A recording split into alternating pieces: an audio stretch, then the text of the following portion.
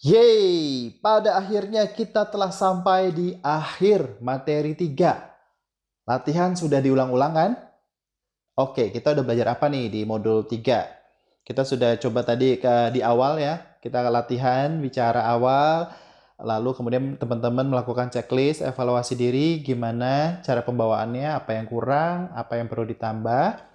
Lalu juga udah tahu gimana cara mengenali, menerima rasa takut sehingga kita dapat mengatasi nervous, gugup, memberikan afirmasi positif, memahami diri sendiri, memahami konten acaranya, memahami audiensnya. Ini perlu dibaca-baca ulang lagi, nanti belajar lagi ya. Teknik dasar nafas dan vokal supaya teman-teman tidak kewalahan waktu ngomong sejam atau 2 jam ke depan. Jadi pemanasan itu penting banget. Kita udah tahu dan juga coba melatih menulis naskah, mencatat poin-poin penting, lalu membuat cue card. Ini membuat kita seperti public speaking yang sangat profesional. Membantu kita gitu ya tentunya. Lalu ketika segalanya di luar kendali nih, what if nih? Gimana nih persiapan kita nih? Kalau tiba-tiba tantangan internal dan eksternal datang, teman-teman udah tahulah cara menghadapinya ya mudah-mudahan.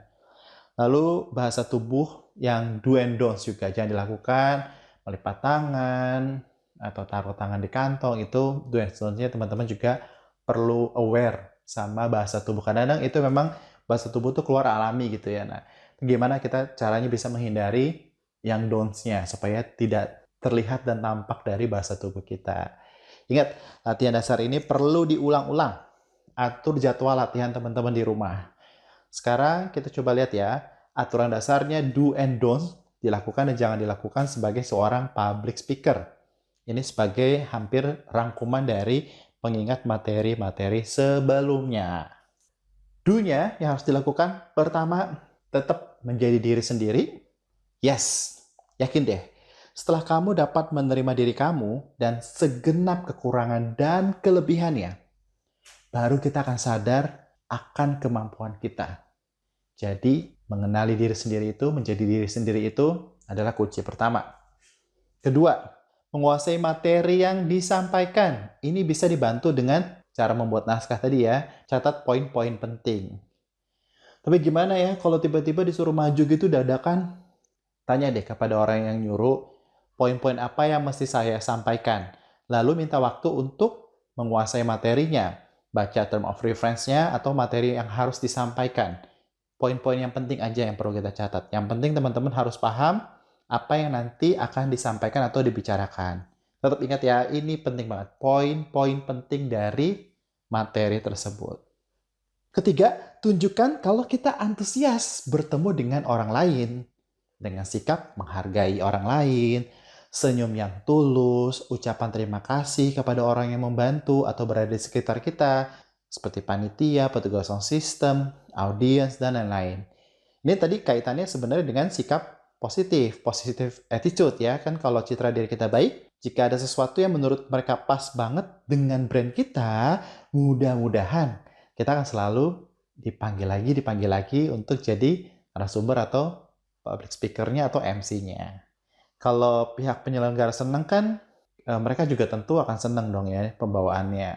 Tapi kalau public speaker-nya itu punya sikap yang kurang baik, aduh, yakin deh, kemungkinan kita mendapatkan undangan berulang-ulang itu nggak ada, hanya angan-angan.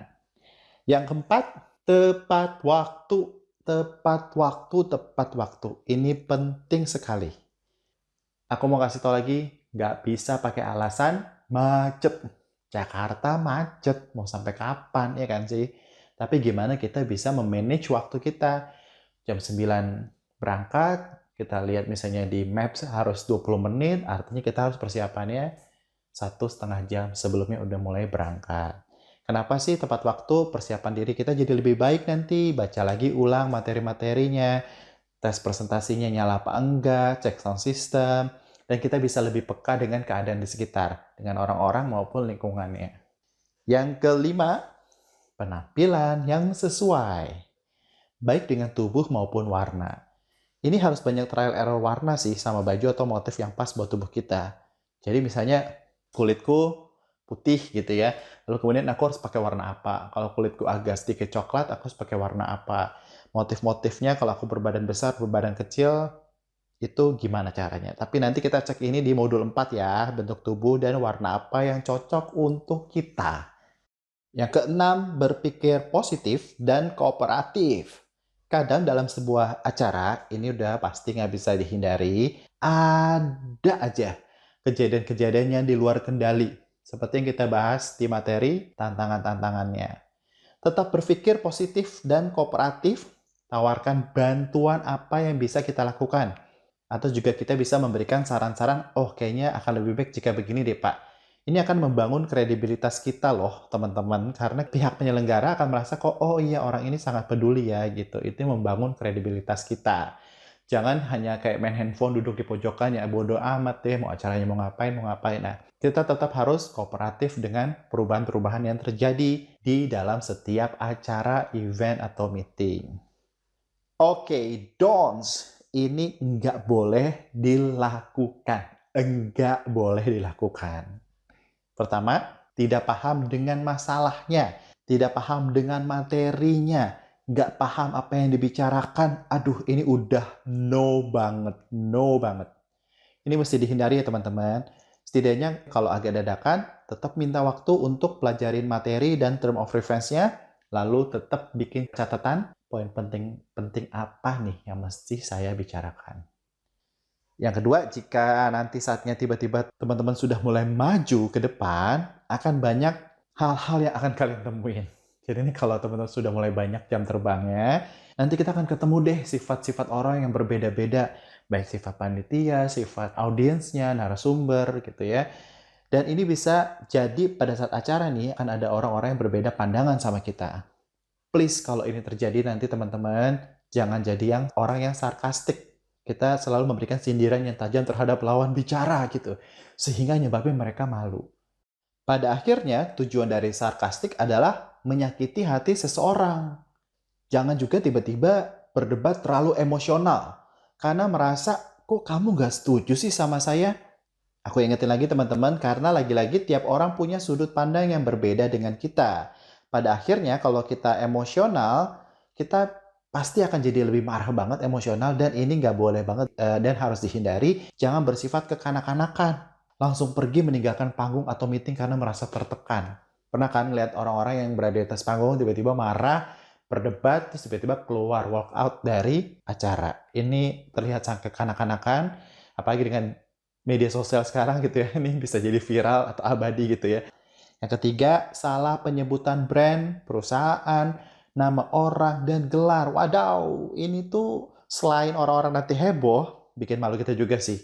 Jadi ini ulang-ulang lagi nama, brandnya, gelar dan orang. Tanya jika kita tidak tahu cara baca gelarnya. Kadang emang ada aneh-aneh sih gelar ya. Ada yang MSc, MSc, BC, EC, aduh banyak deh. Tapi kalau kita nggak yakin, kita harus tanya, gimana cara menyebut gelarnya.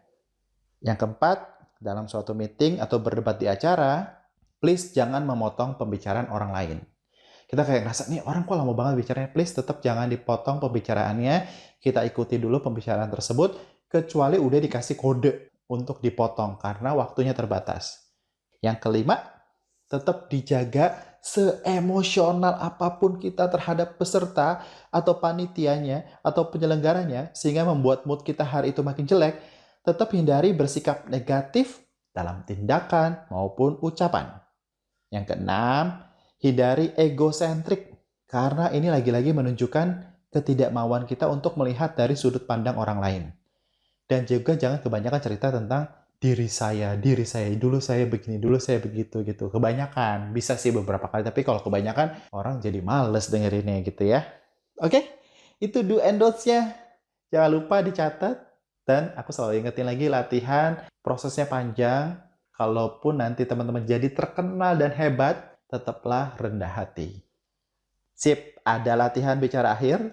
Kalau yang awal saya tulisin naskahnya. Yang ini kedua, teman-teman silakan tuliskan naskah sendiri. Rekam diri Anda menggunakan HP, maksimal 2 menit, sama seperti yang sebelumnya. Lalu kemudian rekam dan jangan lupa memakai form evaluasi. Kenapa sih evaluasi terus? Kita evaluasi mana yang baik dan mana yang enggak supaya kita bisa menuju ke arah lebih baik. Jadi nanti kita akan lihat hasil before dan after-nya setelah tentu kalau latihan ya kan. Jadi ada before, ada after. Sekian dari modul 3, semangat untuk berlatih. Jangan lupa untuk terus mengevaluasi agar kita menuju ke arah pribadi yang lebih baik. Terima kasih, sampai ketemu di modul 4.